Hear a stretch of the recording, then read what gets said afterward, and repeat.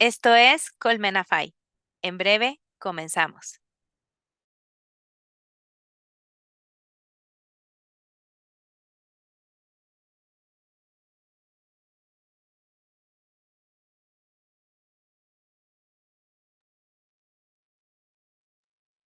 Ya es jueves de Colmenafy y eso, como cada jueves, me llena de mucha alegría, pues podemos compartir con ustedes este espacio de reflexión y de aprendizaje sobre los buenos tratos a las infancias para promover el bienestar de niñas, niños, adolescentes, jóvenes y sus familias. Yo soy Traudy Ávila Schlotfeld y les recuerdo la amable invitación a explorar la oferta educativa que la Fundación América por la Infancia tiene para ofrecernos en su página web academiafy.com. Hoy tengo el honor y el enorme placer de tener como invitada a nuestra querida Colmena, a la magíster trabajadora social Leila Contreras Llévenes. Con ella vamos a entretejer este episodio, el número 37, que lleva como guía a lo largo de nuestra conversación el título de Visita domiciliaria y ética profesional. Bienvenida, Leila. Gracias, Traudy. Gracias por la invitación. Pues es un placer y un honor tenerte. Ya van a saber por qué. Además, ella fue mi tutora en el Diplomado de Parentalidad, Apego y Desarrollo de la Infancia, que es un muy buen diplomado. Vayan y búsquenlo, por favor. Y a mí me llena de mucho entusiasmo poder tener esta conversación con mi tutora del diplomado. Gracias por estar aquí. Gracias, Traudy, a ti y a la Fundación por la invitación. Bueno, yo trabajé mucho tiempo en la Fundación ahí, cuando tú refieres, ¿no es cierto?, la experiencia de la tutoría, así que contenta de poder conversar también contigo de este tema que nos convoca hoy día, la visita domiciliaria. Sí. Y bueno, este tema de la visita domiciliaria lo pueden encontrar en uno de los 6 diplomados de la Fundación, que es el Diplomado en Evaluación de Competencias Parentales, en el que también Leila forma parte de la malla curricular. Y ahora, si me permites, voy a presentarte. ¿Está bien? Claro, por Bueno. supuesto. Leila Contreras Llévenes es trabajadora social, magíster en salud mental infantil con mención en 0 a 3 años, diplomada en apego y estrategias de evaluación e intervención. También es diplomada en pericia social en juicios orales. Es coautora de la escala de parentalidad positiva de 2P, utilizada ampliamente en Chile y en diversos países de América, que ahora yo recuerdo que hace poquito escuché que estaba en otros lugares tan insospechados, Sí, ¿verdad? insospechados. Sí, así es. Se ha desempeñado en promoción de derechos de la infancia en intervención reparatoria, como perito social, como coordinadora de intervención familiar en contextos de alta complejidad y en intervención con familia de origen en contextos de institucionalización. Participó como investigadora de trabajo de campo para la construcción del modelo formativo de evaluación de idoneidad en adopción del CENAME. Fue supervisora del proyecto piloto en videofeedback con educadoras de párvulo en Junji. Es supervisora y entrenadora acreditada en la escala NSFAS G+R. Se ha entrenado en diversos procedimientos para medir vínculos parentofiliales como Care Index, escala de sensibilidad del adulto ESA por sus siglas y escala de apego durante el estrés ADS-3. Así que esto es un poco de lo que en lo que Leila se ha formado y por esta y muchas otras razones está aquí en este nuestro episodio número 37 para hablar sobre visita domiciliaria y ética profesional. Y a veces, Leila, creemos em, que estos dos grandes conceptos, visita domiciliaria y ética profesional, no están aparejados. Y vamos a ver en este episodio que tienen mucho que ver, están íntimamente relacionados y sobre todo si hablamos de la evaluación de las competencias parentales, ¿cierto? Ujú, exacto. Sí, Traudy, yo agradezco además el tema eh, que se me presentó, ¿no es cierto?, como oportunidad para compartir con ustedes, porque se da como por entendido, ¿no? Como que hay una ética profesional, que hay una ética que resguarda las decisiones que estamos tomando, también las estrategias con las cuales estamos trabajando con las familias, pero ocurre que siempre que se da por sabido algo, probablemente, y de lo cual nadie habla, probablemente no se está pensando en qué realmente es eso que estamos llamando en este caso ética profesional y ética aplicada a la visita domiciliaria. Ahora, de visita domiciliaria hay, sí, obviamente, mucho material, mucha bibliografía que podemos consultar y también desde el trabajo social, imagino también desde otras disciplinas, que es el actuar ético, ¿ya? Sin embargo, a mí me parece súper importante que esto, más allá de que esté escrito, de que exista en algún lugar del mundo, en algún recoveco, lo podamos poner en palabras, podamos discutir sobre estos temas y particularmente con la visita domiciliaria, porque fíjate que se ha visto que la visita domiciliaria, además de ser un espacio privilegiado para la intervención, ahí conversaremos como por qué razones, ¿no es cierto? Em, También activa muchas emociones en los profesionales que la ejecutan. ¿Ya? Entonces, se han hecho estudios sobre esto, cómo esas emociones pueden ser emociones de apertura hacia las familias, ¿ya? Pero cómo también pueden cerrarnos a las familias, ¿ya? Porque es un contacto con una realidad que es cruda, es difícil de procesar, de digerir, de elaborar. Entonces, ahí la pregunta que se ha hecho, ¿no es cierto? Y que se viene haciendo desde el ámbito profesional es cómo a nosotros también nos impacta como profesionales eh, estas emociones que presentamos, ¿no es cierto? Que emergen, que muchas veces son diversas emociones, ¿ya? Se mezclan ahí. eh, ¿Cómo nos afectan? Primero como ser humano, ¿no es cierto?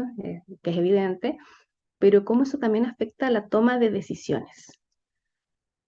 Y especialmente en nuestro caso, ¿no es cierto? Que trabajamos por la niñez, cómo afectan las decisiones que finalmente tienen repercusiones directas en la vida de los niños, las niñas y los adolescentes.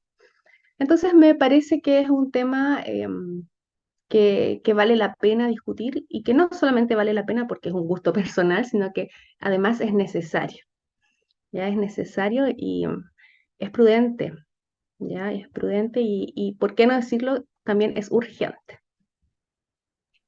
Totalmente cierto. Y cuando hablabas de este espacio privilegiado, me gustaría que nos ayudaras a definir o a entender el concepto de visita domiciliaria.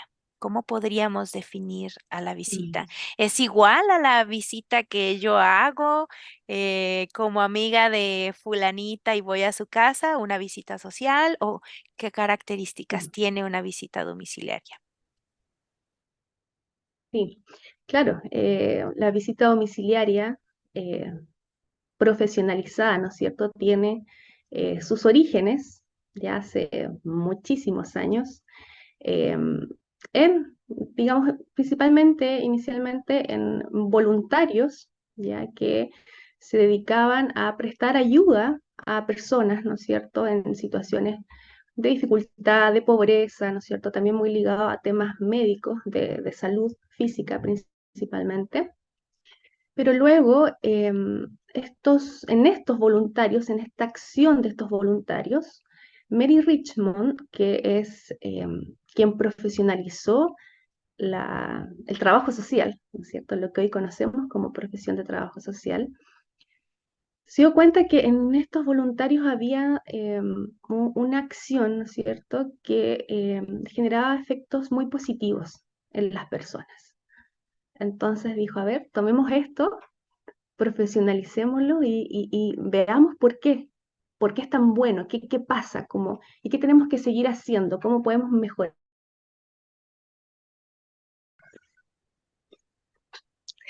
Bien, entonces, de esta forma, ¿no es cierto? Mary Richmond em, se da cuenta de lo valioso que es la visita domiciliaria, ¿no es cierto? Como decía, para reducir esta distancia, para generar además relaciones de confianza. Fíjate qué importante, es una sutileza, pero ya ella eh, percibía, ¿no es cierto?, la diferencia que hay entre atender a un usuario en una consulta, en una institución, a acercarse, a que la institución más bien se acerque al usuario. ¿Ya? De alguna manera eso es un gesto de humildad también por parte del profesional, ¿no es cierto? Es un gesto de cercanía y es decirle, eh, yo voy a donde tú estás, ¿ya? Yo me Exacto. movilizo por ti. Y eso se ha visto y vio ella, ¿no es cierto?, también en su genialidad en ese entonces, que permitía ya que las personas tuvieran mayor apertura, que bajaran muchas veces esas defensas que vemos en los contextos institucionales. Y fíjate que algo importante es que la visita domiciliaria además permitía, y permite por supuesto, pero me refiero a las observaciones que se hicieron en ese entonces, acercarse al entorno de las personas, ya como al lugar donde habitan. Y eso es muy importante. Ya hay autores que dicen bueno, que Bronfenbrenner, ¿no es cierto?, da cuenta de la importancia de estos distintos sistemas, ¿no es cierto?, que interactúan en el desarrollo humano. Sin embargo, antes de que Bronfenbrenner lo declarase, ya los visitadores, los primeros visitadores, se daban cuenta ya de cómo la comunidad, el entorno, el barrio influía en el desarrollo de las personas, de los niños, de las familias, y por eso también la importancia de la observación de ese entorno, ya de este acercamiento, por decirlo de alguna manera, a la realidad social, para entender a las personas, porque las personas no son solo individuos, como sujetos aislados en una burbuja, ¿no es cierto?, sino que también sus problemas tienen relación con este entorno, con las interacciones que se producen en el entorno, con los apoyos que reciben del entorno. Digamos que en la literatura de la visita domiciliaria, cuando uno revisa quiénes fueron los pioneros, ¿no es cierto?, cómo se profesionaliza y cuáles son actualmente los desafíos, eh, se rescata mucho que esta idea más ecológica, ¿no es cierto?, que tuvieron estos visitadores pioneros, eh, hoy se concretiza en algo puntual que tiene que ver para los trabajadores sociales con el trabajo en red. ¿Ya? Digamos, desde ahí surge como, wow, aquí hay algo que no podemos no ver y que tiene que ver con los soportes que recibe o no recibe una familia. Eso es fundamental. Entonces, ahora eso se ha sistematizado, también existen instrumentos que uno puede utilizar, ¿no es cierto?, para dar cuenta de esa red de apoyo, ver qué tipos de apoyos son, si esos apoyos suman, restan a la familia, etcétera. Entonces, eh, imagínate los tremendos aportes. Uno ahora eso lo toma como algo muy lógico, evidente, pero el acceso a la cotidianidad de una forma profesional, pensada y estratégica, eh, tiene estos antecedentes, ¿no es cierto?, en la historia y tienen un sentido también. Por eso no pueden hacerse de cualquier manera. Ya no, ahí está como lo que tú me preguntabas, cuál es la diferencia de recibir una visita de un familiar, de un amigo, a recibir, ¿no es cierto?, una visita como estrategia de un profesional que viene a trabajar, ¿no es cierto?, a apoyar, a intervenir en una problemática específica, ¿ya? Y que tiene un tiempo delimitado y que tiene una forma también de acercarse que es distinta, ¿no es cierto?, a cómo eh, alguien se acerca, alguien de confianza.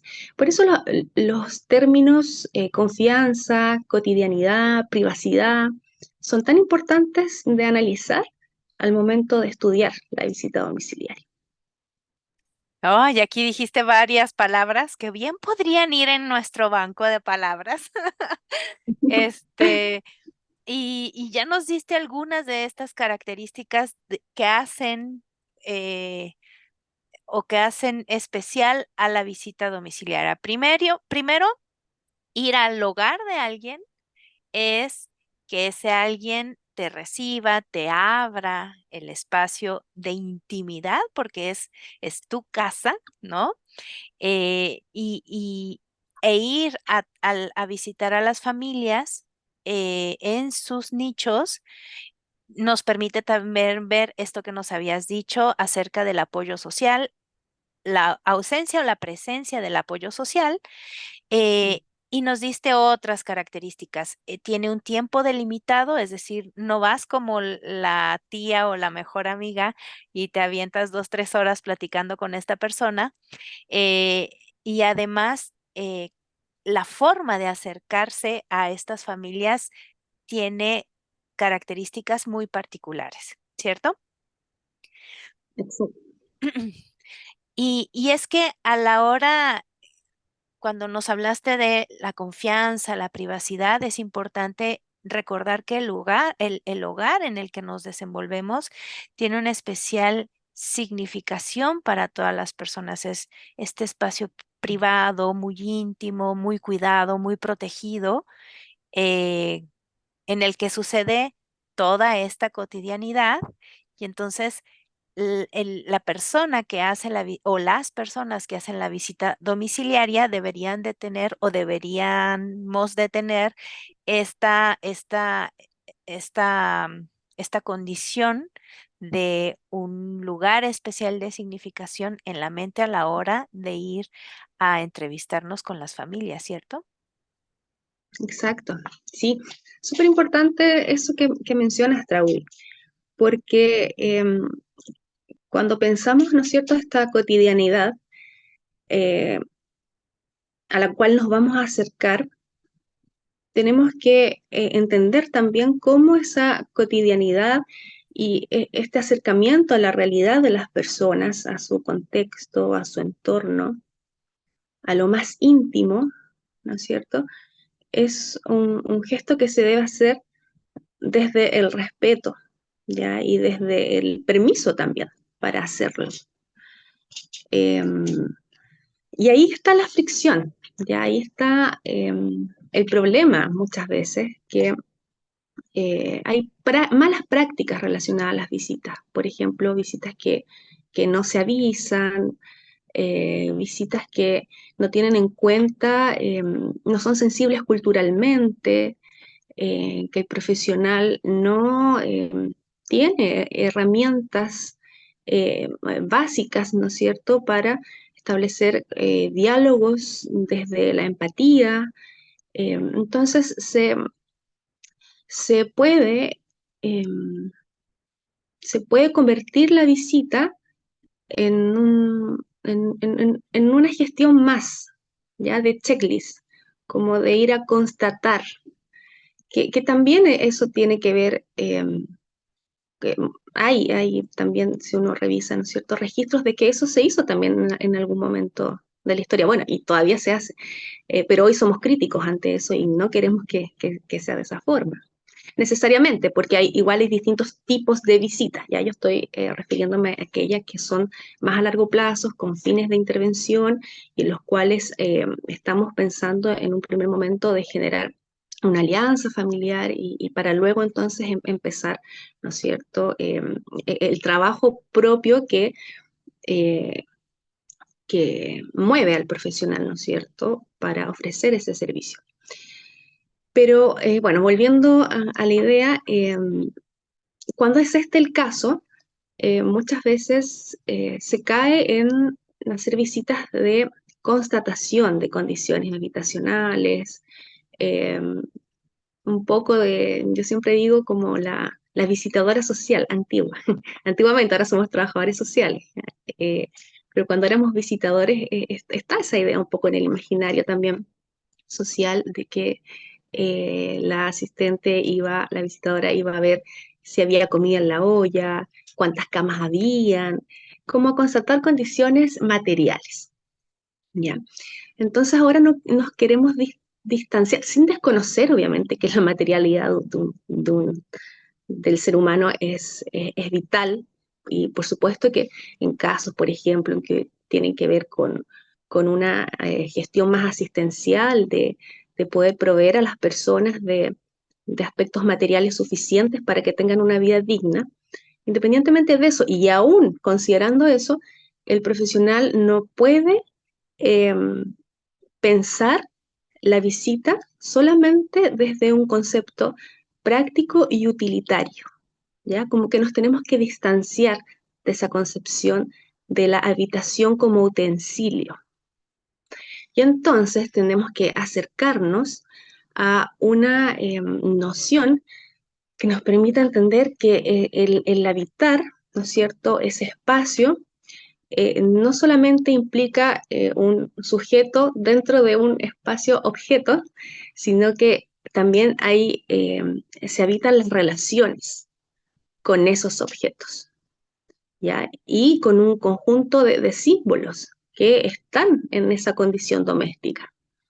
¿Ya? Entonces, el fin de este morar, de este habitar no es solamente práctico, que por supuesto sí lo es también, pero no es solamente práctico, sino que tiene un fin también existencial, si lo queremos poner como en términos filosóficos.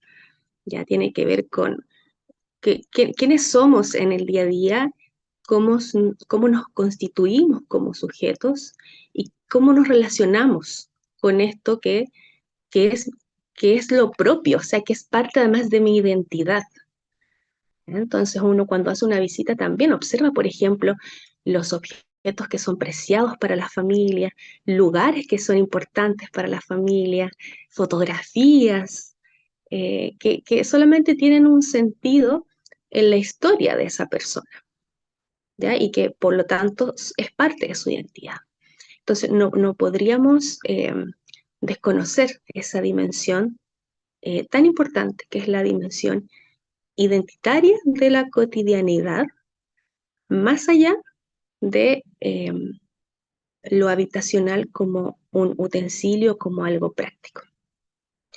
Eh, no lo podemos ver separado, más bien, sino que tenemos que darnos cuenta que eso también es la persona que estamos visitando, por decirlo como en resumidas cuentas. Eh, los objetos como que, bueno, en la sociedad que estamos, ¿no es cierto? Los objetos son, de repente se habla de que somos eh, una sociedad muy materialista, muy enfocada en el tener. Y sí, claro, eso es cierto, pero también el objeto, yo lo subiría también un poco más de categoría, porque la relación del sujeto con el objeto es vital también. Por algo se eligen ciertos objetos, por algo ciertos objetos tienen un valor de afecto. Por algo de repente uno dice, bueno, pero que, no sé, se perdió una fotografía. Uno dice, pero bueno, es un papel, una fotografía no es importante, pero para esa persona sí es importante. Entonces, como que trasciende esa dimensión más práctica o desechable del objeto, ¿ya? Sino que hay algo que está en relación con el sujeto. Eso es lo importante, está en relación, no es algo separado, no es que esté afuera. Esa es un poco la idea. No es que hay sujeto y objeto, sino que hay una comunión y por lo tanto al sujeto que yo visito también lo puedo entender a través de esa materialidad y de esos objetos. Entonces me habla de alguna manera. Y para eso tenemos que estar dispuestos nosotros a mirar con otros ojos eh, que no sean tan objetivistas, sino que tengan también una mirada, ¿no es cierto?, histórica, eh, subjetiva, de la memoria también, porque los hogares tienen muchos elementos de la memoria de las personas. Y eso un profesional siempre tiene que resguardar y respetarlo, por supuesto. Ay, qué bonito. Y eso me hace pensar en muchas cosas que escuché justo en el diplomado de parentalidad, apego y desarrollo de la infancia, con este dominio de lo heredado, de lo soñado. Sí, exacto. Justo Tiene mucho ahí, que ver. Ujú. si quieres abordar un poco de ese tema. No, te iba a decir que claro, tiene mucha relación con lo heredado, ¿no es cierto?, lo vivido y lo soñado, porque al final es una dimensión temporal, ¿ya? Entonces, si hay algo de lo que nadie puede escapar es del tiempo. O sea, eso lo compartimos todos los seres humanos. Eh, entonces, en esa temporalidad, ¿no es cierto?, que también da cuenta de nuestra finitud como seres humanos, porque el tiempo no es eterno, ¿no es cierto? Todo se nos va a acabar en algún momento ese tiempo. Eh, está lo valioso también de nuestros proyectos, de lo que somos en el presente, de lo que queremos ser en el futuro y también de lo que ocurrió en ese pasado, cómo hay huellas de ese pasado, ¿no es cierto? Que de repente son como fantasmas, pero también hay recursos, ¿no es cierto? Como bien se puede plantear desde la teoría que estás mencionando. Eh, entonces me parece que es una mirada más integral y más respetuosa también. A propósito de la ética, ¿no es cierto? Que es el tema que estamos vinculando a la visita domiciliaria. Me parece que este tipo de perspectivas nos ayuda a pensar, ¿no es cierto? ¿En qué debemos hacer como una pregunta básica a nivel moral? ¿Y por qué hacemos lo que hacemos? ¿Por qué adscribimos como a ciertos códigos morales? ¿Por qué los aceptamos como válidos? ¿Y por qué entonces practicamos esas acciones ligadas a esos códigos morales que aceptamos como eh, más valiosos? ¿No es cierto? Porque bueno, hay una relación entre ética y moral que es muy estrecha. Entonces, me gusta mucho siempre la idea de Maturana que dice que la ética tiene que ver justamente con no hacer daño pudiendo hacer. Y eso es porque finalmente en el campo bueno, de todos los sujetos, ¿no es cierto? Eh, Estamos tomando constantemente decisiones, ¿ya? Eso es como insoslayable, no podemos no tomar decisiones. Incluso no querer tomar una decisión ya es una decisión, entonces no es posible. Eh, entonces, de esa forma, eh, cuando lo llevamos al campo de las ciencias sociales y de profesiones como el trabajo social y otras, ¿no es cierto?, ligadas a la ayuda, al acompañamiento, a la justicia también, a la lucha por la justicia y los derechos de las personas, que es un aspecto muy importante en el trabajo social, eh, tenemos que preguntarnos por qué elegimos cierta estrategia de intervención, por ejemplo, y por qué no elegimos otra, habiendo otras. ¿Te fijas? Por eso ahí está la elección. ¿Por qué creo que esta estrategia y como de esta forma es más sensible con las personas? ¿Por qué es más respetuosa de los derechos de esa persona? ¿Por qué está en un marco de derechos humanos, siendo que hay otras estrategias que podrían no estar dentro de ese marco? ¿No es cierto? Entonces,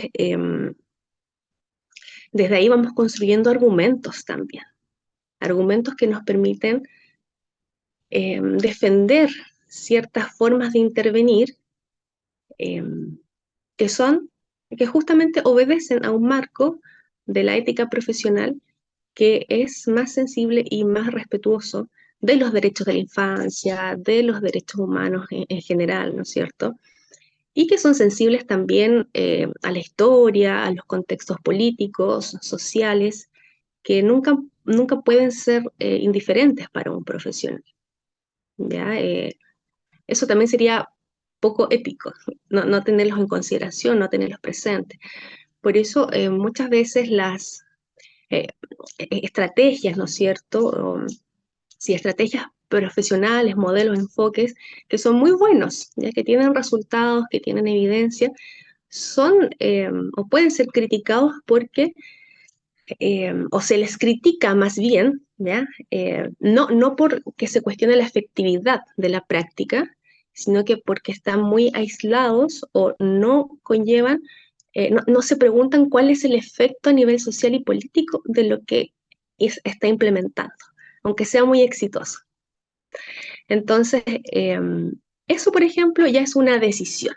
¿Ya? Entonces yo digo, bueno, voy a elegir este modelo, pero también tengo que tener una visión crítica, o voy a elegir este otro modelo porque me parece que tiene además una visión crítica de la sociedad, entiende, ¿no es cierto?, que tales acciones también profesionales tienen impacto en la vida de las personas, ¿no es cierto?, en distintas esferas.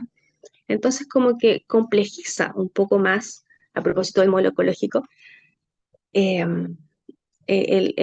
la situación de esa persona, ¿ya? Y no lo reduce. El problema es reducir, ¿ya? O pensar que lo que estamos haciendo refleja una totalidad sin darnos cuenta de que no representa una totalidad, sino que solamente una parte y que hay otros elementos interfiriendo en el problema de esa familia que no estamos teniendo en cuenta. Y mientras nos decías eso, yo quisiera invitarles a que vayan, digo, hubo un especial en junio, el especial fue dedicado al trauma, vayan y vean estos 5 episodios. El episodio número 30 habló sobre trauma complejo del desarrollo y nuestra invitada de honor, la magíster Loreto Peña Villanueva, nos decía, refiriéndose a este tema, que también es importante tomar la decisión de no hacer algo en el momento inmediato. Respecto a esto, no evitar hacer daño cuando sabes que puedes hacerlo a la hora de tu intervención, porque cuando tú haces la visita domiciliaria, de alguna manera puedes intervenir y puedes retraumatizar a la familia a la que le estás ofreciendo esta válvula de escape con tu visita domiciliaria, ¿cierto? Claro, sí, eso es un tema bien es interesante, como, y al final tiene que ver, ¿no es cierto?, con la ética, con lo que estamos hablando. Más bien con la moral, diría yo, que está ligada, ¿no es cierto?, a lo que es bueno y a lo que es malo, y a lo que como sociedad, ¿no es cierto?, hemos construido respecto de ciertos valores y consideramos que es bueno o malo. El asunto en nuestra práctica como profesionales es que a veces no nos ponemos de acuerdo sobre qué es bueno o qué es malo, aun cuando tengamos mucha evidencia de que ciertas prácticas son buenas, eso no implica que hay una ejecución de esa práctica automáticamente, porque no somos ciencias duras, ¿no es cierto? No estamos manipulando un objeto y midiendo ahí cómo ciertas eh, variables cambian con la exposición o no exposición de ese objeto a ciertos elementos. Acá las decisiones tienen repercusiones en la vida de los seres humanos, entonces eh, tiene que haber un criterio, ¿ya? Y es el criterio, fíjate que a veces el que produce mucha fricción en los equipos, o a veces hay distintos criterios, entonces todo eso es importante de ir conversando, ¿ya? Y de ir iluminándonos entonces eh, con teorías también, ¿no es cierto? Es muy importante, por ejemplo, que quien haga una visita domiciliaria esté informado sobre trauma complejo, sobre desarrollo infantil, salud física, salud mental, parentalidad, que tenga habilidades obviamente básicas como capacidad de empatizar, ¿no es cierto?, de asertividad, capacidad de escucha. Em, Todo eso nos va preparando para ser también profesionales más sensibles y cuando tenemos que tomar decisiones también estar mejor preparados y mejor informados. Pudiendo separar, ese es yo creo que es la dificultad. De hecho, la palabra criterio viene de ahí, tiene que ver con separar los asuntos, como iluminarlos desde distintos focos, lugares, para poder tomar decisiones. Entonces ocurre muchas veces en las visitas domiciliarias, a propósito de esto que te comentaba, que los profesionales reciben mucha información y se encuentran con situaciones de mucho impacto, ¿no es cierto? Que de repente son situaciones bien horrorosas, situaciones de maltrato, de negligencia, de abuso, eh, y que se ha visto que la dificultad como para elaborar eso, ¿no es cierto? Como a nivel emocional, si bien las emociones te pueden servir, como te decía inicialmente, para conectar con el otro, para empatizar, también el estar expuestos a ese nivel de dolor, de sufrimiento, eh, puede hacer que queramos, que nos cerremos un poco y que queramos resolver inmediatamente la situación, ¿ya? Como una especie de ansiedad que se provoca en el profesional. Y de repente esa ansiedad también nos lleva a tomar malas decisiones sin criterio, ¿ya? Eh, pero ahí tiene que ver entonces con cómo esa situación se cruzó también en mi historia, en mi propia experiencia, ¿no es cierto? Y por eso es tan importante poder supervisarse, ¿ya? Poder estar, además de entrenados en visita domiciliaria, iluminados por los enfoques que te menciono, también poder supervisarnos y saber qué nos está pasando, ¿no es cierto? Porque la emoción puede ser un recurso, pero también es un riesgo, ¿no es cierto? Eh, y se ha visto, también se ha estudiado que a propósito de la emoción como un recurso que nos permite trabajar en visita domiciliaria, que los profesionales que hacemos visita eh, pasamos por como por un fenómeno, por decirlo de alguna manera, a nivel teórico, que es la llamada angustia moral. ¿Ya? Eh, y significa básicamente que eh, el profesional se da cuenta que la cantidad de problemas por la cual atraviesa la familia son están en desproporción a la capacidad que tiene la institución para dar respuesta a esos problemas. Entonces tú sabes que en el fondo la ayuda es insuficiente en términos materiales, económicos, en términos de apoyo emocional, lo que sea que ofrezca la institución. Es insuficiente porque las necesidades de esa familia es múltiples. Entonces el profesional cae en una angustia moral que lo puede llevar también a una desesperanza o una práctica desde la ansiedad o incluso desde no conectarse con el sufrimiento del otro. Eh, y eso entonces también representa un problema y también representa una situación que tenemos que iluminar, que ver al momento de supervisarnos y que las instituciones tienen que tener en consideración cuando trabajan en modalidad de visita domiciliaria, porque en el fondo envías al profesional como al choque, como decimos, con la realidad. Y eso tiene efectos también en el profesional y obviamente luego repercute también en la intervención. Y aquí retomaría algo que nos dijiste muy al principio de la conversación, la alianza familiar Mm. entre el visitador y la familia.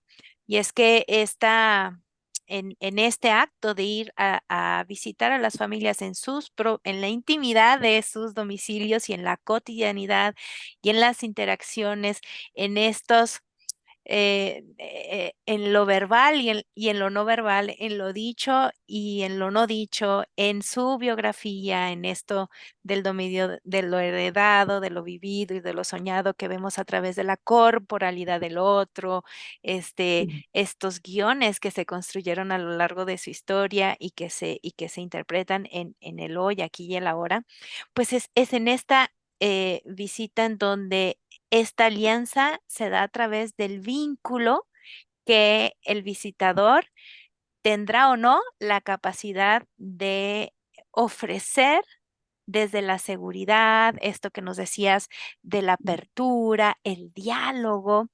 Y aquí me atrevería yo un poco a invitarles también a escuchar un episodio con la doctora Carmen Casas, porque creo que viene a colación o viene muy bien a lo que nos acabas de decir.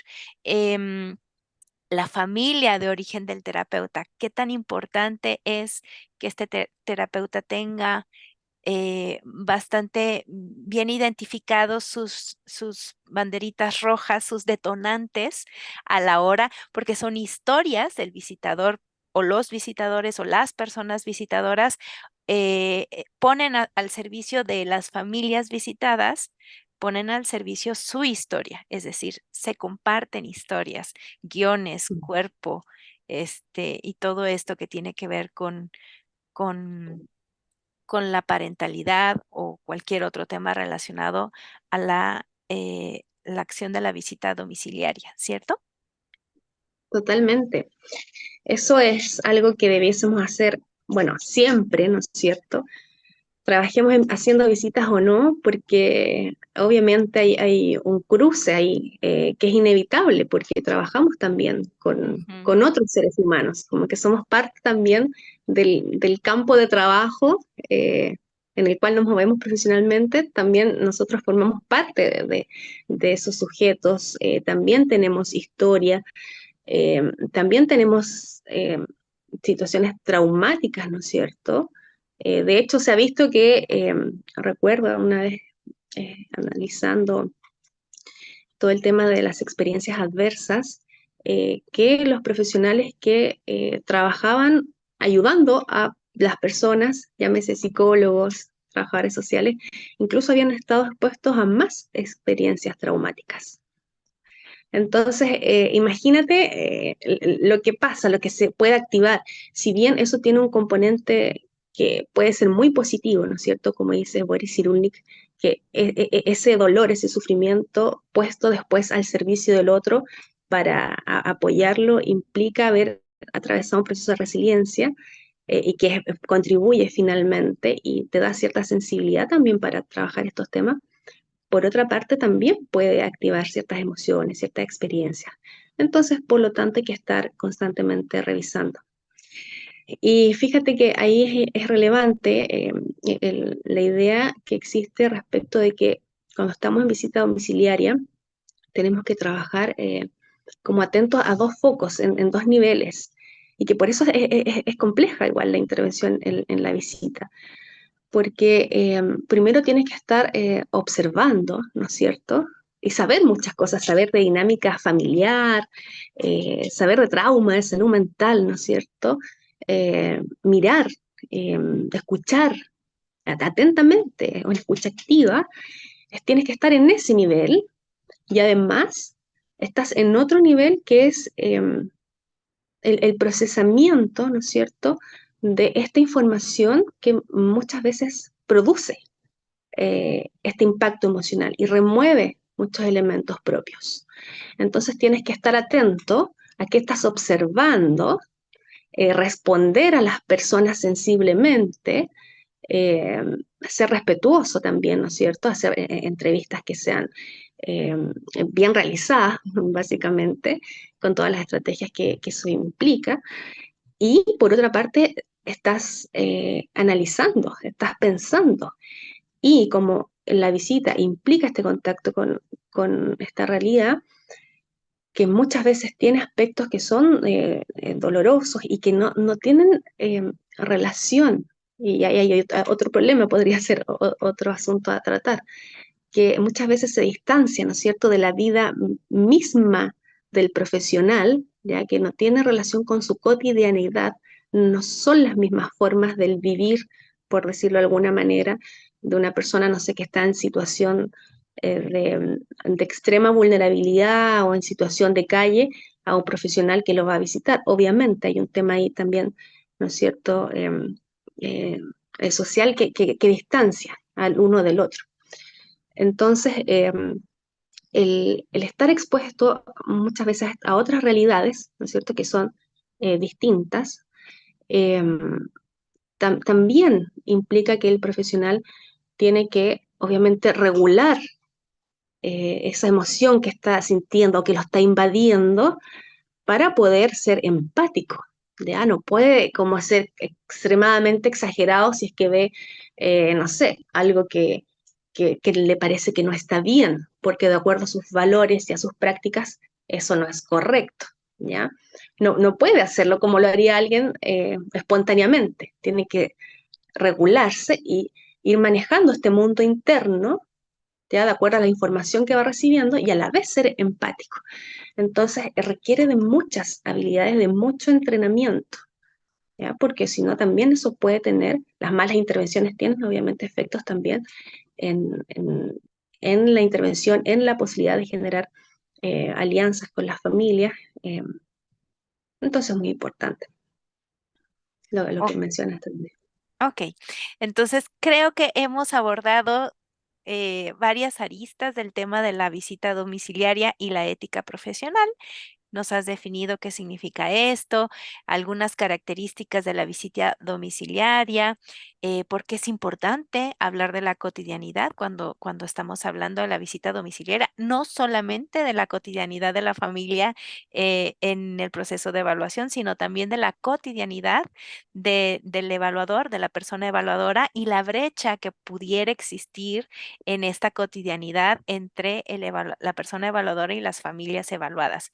Nos has dicho un poco, más bien al principio nos dijiste que em, esta, eh, eh, eh, la visita domiciliaria resulta muy importante porque da un entorno de seguridad a la familia que recibe la intervención o la evaluación, o evaluación slash intervención. eh, y nos decías que eh, hay además de que la persona visitadora se encuentra en el entorno eh, más preciado para esta familia, la persona visitadora puede darse cuenta del entorno, la carencia o la presencia de estos apoyos sociales que pudieran o no estar presentes en estos nichos ecológicos de los que en varias ocasiones nos hiciste referencia de Uri Bronfenbrenner. Nos dijiste un poco sobre el impacto de las familias cuando la visita domiciliaria no tiene estas características de apertura, de confianza, de sensibilidad, de cercanía, de empatía y de respeto por la biografía de estas familias y por lo que el contexto les ha ofrecido o no les ha ofrecido para desarrollar estas dinámicas familiares. Y nos has dicho a lo largo de estos, no sé, ya no, no sé cuántos minutos llevamos ya. Yo también tengo Pero porque es importante hablar sobre la ética profesional a la hora de prestar nuestras historias al servicio de las historias de estas familias. Entonces, hemos Ujú. abordado bastantes temas en este episodio.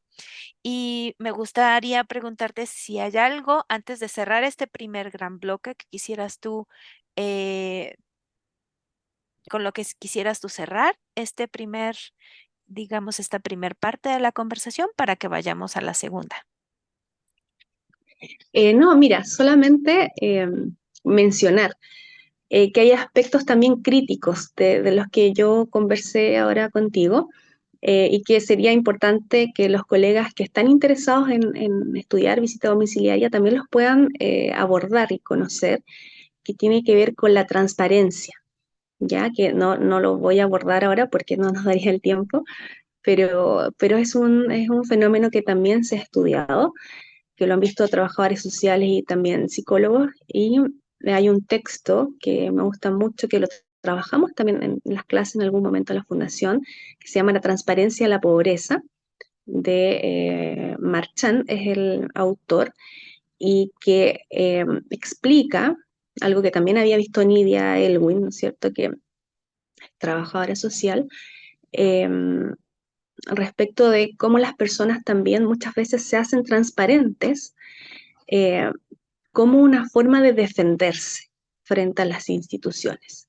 Entonces el profesional tiene mucho acceso muy fácil a la vivienda, digamos, y uno dice, oye, qué colaboradores, cómo me permiten, ¿no es cierto?, entrar tan libremente a su lugar, ¿no es cierto?, un espacio tan íntimo, eh, pero que sin embargo está más ligado a una práctica muchas veces también fundada en que los trabajadores sociales hemos sido también, ¿no es cierto?, invasivos, intrusivos, ya en la privacidad de las personas. Entonces las personas como que sienten que si no abren la puerta de su casa se puede tener repercusiones o necesitan mostrar que están haciendo las cosas bien. Entonces, más bien es una forma de protegerse y decir, aquí no hay nada que ocultar, ¿ya? Entonces, eso es una crítica también que se ha hecho como a las visitas que no tienen las características que te estoy mencionando y que es interesante de revisar, ¿ya? El término de la transparencia, de la pobreza. Uy, me encantó, ¿eh? Em, Porque Muy, muy interesante. sí, pero bueno, no vamos a hacer más largo este primer Mm. bloque. Vamos con el segundo.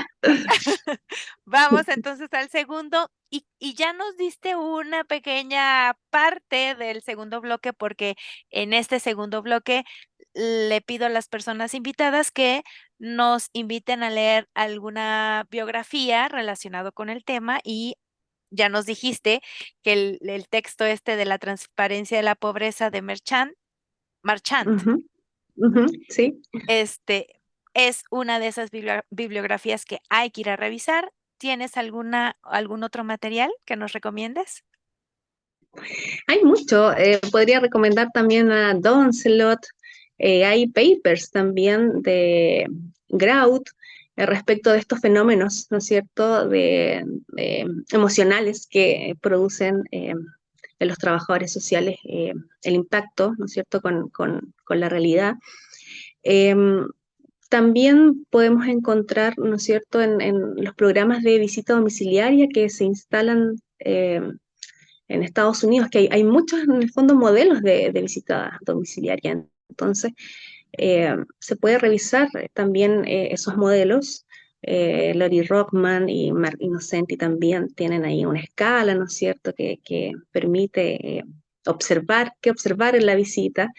Me parece que eso es como, sería como a grandes rasgos, porque puedes desde distintas disciplinas, tanto del trabajo social, ¿no es cierto?, como también desde otras, observar, ¿no es cierto?, respecto de distintas reflexiones de acuerdo a sus prácticas de la visita domiciliaria. Pero me quedaría principalmente con el primer texto que te recomendé. Yay. Bueno, ahora sí, vamos rápidamente al último bloque. En este bloque les recuerdo y te recuerdo que se trata de las personas invitadas al programa eligen una palabra de un banco de palabras y la tienen que relacionar con con el concepto de buen trato. Y entonces tú ya has elegido la palabra y yo te pregunto, ¿estás lista? Digamos que sí, ya, vamos. Bueno, pues la palabra que has elegido es reflexión. Entonces, ¿cómo la reflexión se relaciona con el buen trato? Ya, a ver. em, Me parece que lo es todo, la reflexión, em, principalmente porque nos permite mirar al otro y también mirarnos ya a nosotros mismos.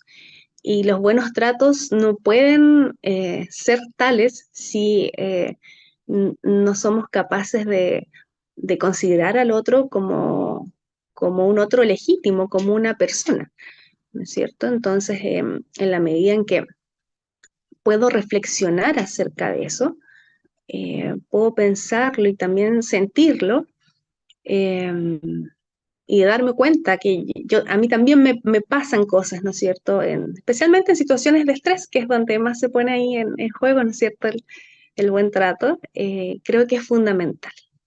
Creo que es fundamental y que es bueno, los seres humanos pues, tenemos la posibilidad de reflexionar. A veces no estamos tan quizás entrenados o no hemos tenido la posibilidad de ser escuchados, por lo tanto eh, nos cuesta más o hay cosas que no podemos ver, pero me parece que siempre es una posibilidad. Entonces por eso lo rescato tanto y por eso me gusta tanto, porque uno puede ir, eh, por así decirlo, afinando sus reflexiones, haciéndolas más sensibles, más certeras, más empáticas con uno y con, con las personas que nos rodean.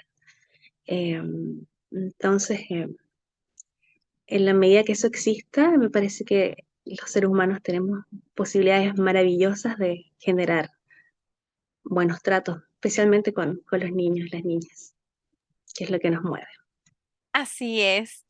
Me encantó porque además dijiste una frase que yo rescato, que es esto que la reflexión lo es todo. Y yo recuerdo que en el modelo Odisea del doctor Esteban Gómez Mucio, dentro de las 4 competencias parentales, las reflexivas mueven al resto de las competencias para poder ser sensibles, para poder estar disponibles, ser benévolos con la interpretación, etcétera, etcétera.